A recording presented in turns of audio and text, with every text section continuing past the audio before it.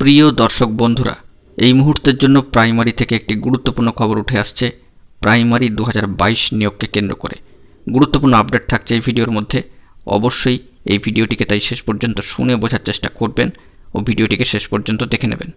এবং যারা চ্যানেলটিকে সাবস্ক্রাইব করেননি, এখনই সাবস্ক্রাইব করে সঙ্গে থাকবেন। বন্ধুরা, অনেকেই কিন্তু উৎকণ্ঠার মধ্যে রয়েছেন প্রাথমিকের নিয়োগ 2022কে কেন্দ্র করে, যেখানে বর্তমানে একটা স্টে রয়েছে। তবে অনেকেরই একটা আশঙ্কা যে শূন্যপদকে কেটে নেবে, এটাই কিন্তু এখন সারা সামাজিক গণমাধ্যমে ঘুরে বেড়াচ্ছে।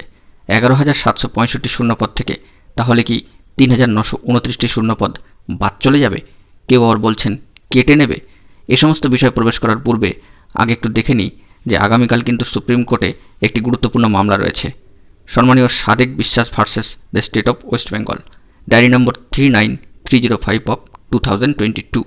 এটি আগামীকাল অর্থাৎ 22/8/2023 তারিখে কিন্তু রয়েছে। এবং এই গুরুত্বপূর্ণ মামলাটি কিন্তু প্রাথমিকের শূন্যপদকে কেন্দ্র করে অত্যন্ত গুরুত্বপূর্ণ মামলা। 3,929টি শূন্যপদ কাদের দিকে যাবে, এই নিয়ে কিন্তু একটা দ্বন্দ্বের জায়গা রয়েছে। এই মামলা মহামান্য কলকাতা হাইকোর্টের সিঙ্গেল বেঞ্চ, ডিভিশন বেঞ্চ পেরিয়ে বর্তমানে সর্বোচ্চ ন্যায়ালয়ে রয়েছে। অনেকেই ভাবছেন যে 11,765 শূন্যপদ থেকে এই শূন্যপদটিকে কেটে নেওয়া হবে, এই সিটটি বাদ চলে যাবে। এ বিষয়ে আপনাদেরকে জানিয়ে রাখি যে 11,765 নিয়োগের ক্ষেত্রে যে নোটিফিকেশান, সেখানে কোথাও কি এরকম উল্লেখিত হয়েছে এরকম বিষয় যে এই সিট থেকে কিছু সংখ্যক সিট কেটে নেওয়া হবে বা তার পরে পরে যা রিক্রুটমেন্ট হবে এই 11,765 থেকে কেটে নেওয়া হবে, এরকম তো কোনো উল্লেখ নেই। তাহলে দুশ্চিন্তা করার জায়গা কোথায়? একটু সাধারণ বুদ্ধি দিয়ে আপনারা ভাবার চেষ্টা করুন, উৎকণ্ঠার জায়গাটা তাহলে কোথায় রয়েছে? এরকম কি কোথাও বলা রয়েছে যে 11,765 শূন্যপদ শুধুমাত্র যেখানে 2022 নিয়োগের ক্ষেত্রে বরাদ্দ হয়ে রয়েছে সেখান থেকে কিছুটা সিট বাদ দিয়ে দেওয়া হবে? পর্ষদ কি নোটিফিকেশান জারি করে বা কোনো সংশোধনী নোটিফিকেশান নিয়ে এসে এরকম বলেছে যে সর্বোচ্চ ন্যায়ালয় থেকে বলে দিলেই বা কোর্ট অর্ডার থাকলেই কেটে নেওয়া হবে? প্রথম থেকেই তো এরকম ধরনের কোনো নোটিশ নেই, তাহলে দুশ্চিন্তা করার জায়গা কোথায়? কিন্তু একটা বিষয় হচ্ছে যে প্রথমে আপনাদেরকে দেখালাম বর্তমানে সর্বোচ্চ ন্যায়ালয়ের সুপ্রিম কোর্টে ওই গুরুত্বপূর্ণ মামলাটি রয়েছে 3929-এর। এক্ষেত্রে বলে রাখা ভালো যে যদি ওই 3929 থেকে নিয়োগের নির্দেশ আসে 2014 থেকেই, তবে কিন্তু চাপ অনেকটা কমে যাবে। এটা মাথায় রাখতে হবে যে 11,765 নিয়োগের ক্ষেত্রে চাপ কিন্তু অনেকটাই কমবে, কারণ ওই সিট থেকে 14 থেকে নিয়োগ হয়ে গেলে।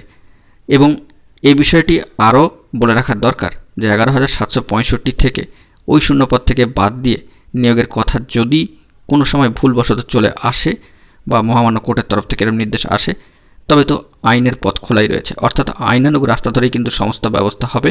কারণ প্রথম থেকেই 11,765 পদ থেকে কোনো সিট বা শূন্যপদ বাদ দিয়ে দেওয়ার, কেটে নেওয়ার বা বাতিল হয়ে যাওয়ার কিন্তু কোনো প্রসঙ্গ ছিল না। তাহলে যা হবে আইন মোতাবেক হবে, এ নিয়ে কিন্তু দুশ্চিন্তা করার কোনো জায়গা থাকছে না। যেটা হবে সেটা কিন্তু ভালোর জন্যই হবে। আপনারা সেই বিষয়টি একটু বুদ্ধি দিয়ে উপলব্ধি করার চেষ্টা করুন, তাহলেই কিন্তু সমস্ত বিষয়টা আপনাদের কাছে স্পষ্ট হয়ে যাবে। এবার আমরা একটু কাট অফ প্রসঙ্গে চলে আসি। একটা বিষয় আপনাদেরকে জানিয়ে রাখি যে 16,500 থেকে প্রথম ধাপে প্রথম পর্যায়ে যে নিয়োগটা হয়েছিল সেখানে আরটিআই করে একটা কাট অফের পরিসংখ্যান কিন্তু পাওয়া গেছে কাস্ট ক্যাটাগরি ধরে। সেটা উল্লেখ করলেই বা সেটা দেখে নিলেই কিন্তু আপনাদের একটা ধারণা চলে আসবে। যেখানে জানিয়ে রাখি, আপনারা অন স্ক্রিনে দেখতে পাচ্ছেন যে জেনারেলদের ক্ষেত্রে কাট অফ কিন্তু ছিল 29.031-এর কাছাকাছি।